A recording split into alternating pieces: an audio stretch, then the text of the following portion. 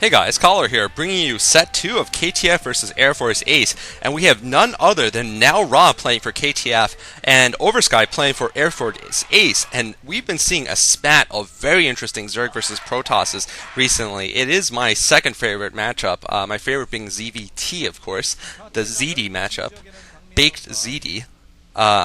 What?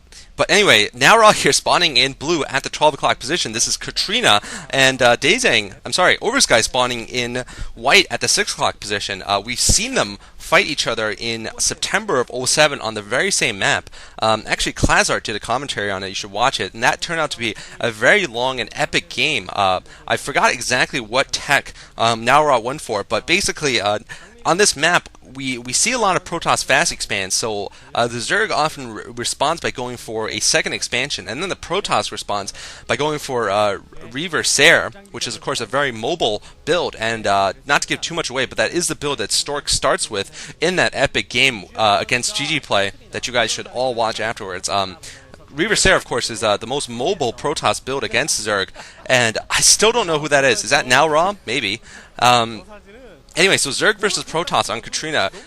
Basically, unless there's a cheese rush from one or the either one of the players, will probably turn out to be a very, very epic and pimp game, especially with these two great players here.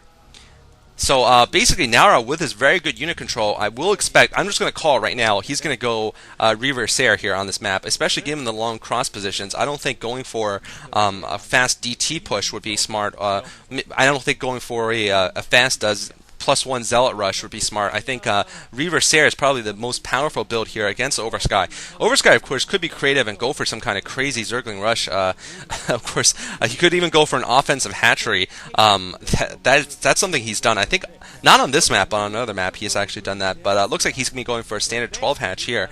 We'll see if he decides to go for a 3 hatchery build and build the 3rd hatchery outside of his main base. Unfortunately, he's not going to get a scout on Now Raw anytime soon. Wow, that girl's procrastinated making her sign until the last minute, so she's caught doing it. Spawning pool going down here for Oversky, so not going to go for 3 hatcheries before. Meanwhile, it looks like Now Raw has gone for a 14 Nexus there.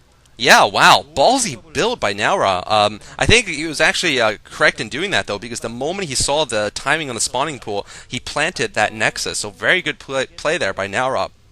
Showing his command of this game, basically, his experience, getting himself a little bit of an economic advantage by building that Nexus before the Forge, because he spotted that pool. Meanwhile, though, now Raw is probably going to be facing a Zerg who's going to go for the second expand, and it looks like that is exactly what Oversky is trying to do. Now Raw doing a little bit of harassment with the probe, and recently I actually been watching some videos where a drone actually defeats a probe using this micro trick.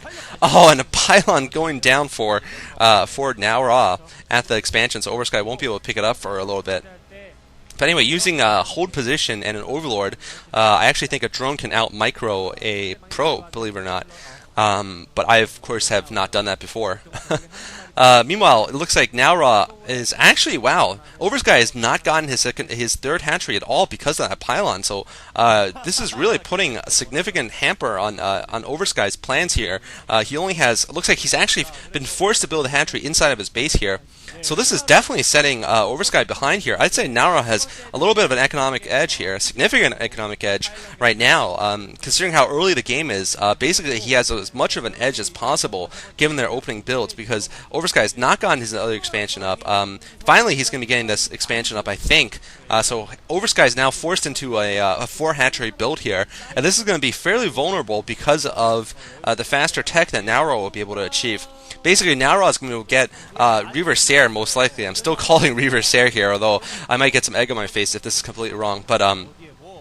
But basically, Oversky is going to have a slower tech tree because of the fact he went for the hatchery, and Now Raw almost blocked that hatchery again. Because Oversky has gone for the 4 hatchery build, he's basically going to be forced into doing a Sauron build, which is pretty much low-tech Hydra and Zergling builds. He might not get the Spire for quite a while, and he won't be able to scourge the early Corsairs or the early Shuttle because of this. And we're seeing a Citadel Bajoon going up, actually. So I am going to have egg on my face. Whoa. Naura has gone for the Citadel first. I'm not sure if he even has a Stargate up. So Naura either going for the quick +1 attack Zealot Rush here. That's my guess right now. Or you could put down the Templar Archive, of course, and just go for some kind of crazy... some crazy DT rush. I still don't see a Stargate. Now a second gateway going up here, so third gateway going up. So we are going to see, by all likelihood, a fast +1 Zealot rush. And actually, I'm not sure if that's the most effective build here, especially if Oversky has any idea this is coming. He'll be able to prepare for it quite well by just getting a lot of Hydralisks in a short amount of time, and not having to worry about those Corsairs will certainly help him. Of course, Dazan could also tech to Spire afterwards and pick off those Zealots at will if he manages to hold off the initial rush. This will all be about scouting for Oversky.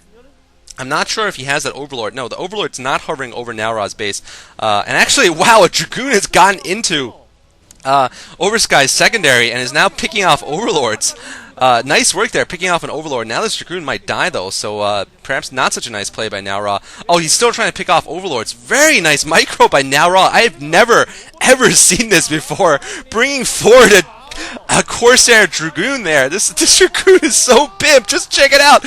He's microing so well against those Zerglings, picking off 2 Overlords. So the Corsair Dragoon now running away from those Zerglings because there is no Zergling speed here, and we're seeing a Spire going up for Oversky pretty quickly here. So perhaps he has some suspicion that this is coming. Although actually he probably doesn't have a suspicion this is coming. He's probably just doing this because he wants to get some Scourge to deal with Sairs. Meanwhile, he's probably going to get a couple of Hydralisks. No, actually, all drones here, so focusing purely on economy. Nice move by Oversky, perhaps sensing something is afoot here, because he hasn't seen the first Corsair, so we might be expecting some other kind of builds. Meanwhile, the Forge is spinning, so we're probably going to see Naura with +1 fairly soon. And actually, Naura going for a Dark Templar without air support. Very interesting build here from Naura.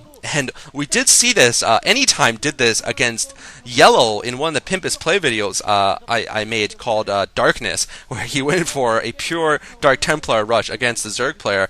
No Corsairs to ward off Overlords. Of course, he did that much faster than Naura is doing it right now. So I'm not sure if this, I'm not sure if this Dark Templar is going to be able to do too much. Look at just the number of Overlords camped over this second expansion here, and now an Overlord camped in front of the Natural. So this Dark Templar is not going to be able to achieve too much here. I'm a little surprised that Naura decided to go for this strategy. I don't think it's a very good strategy compared to maybe a fast +1 rush. That's what I thought he would be doing with a Citadel Bajoon. And this Dark Templar, is it going to get in? Actually, with the positioning of that Overlord, it might be able to get in here, and it does get in! It won't get killed! Oh man, it takes 3 sunken headshots, but does not get killed. But Overlord speed is up for Oversky, so this is despite being a hero, that Dark Templar will die. Marathon runner Dark Templar dies, basically because Oversky has just pretty much read Naura's play quite well here. Seeing that there's no Corsairs, and perhaps seeing the number of Zealots, he's basically assumed that there was going to be some kind of Dark Templar push.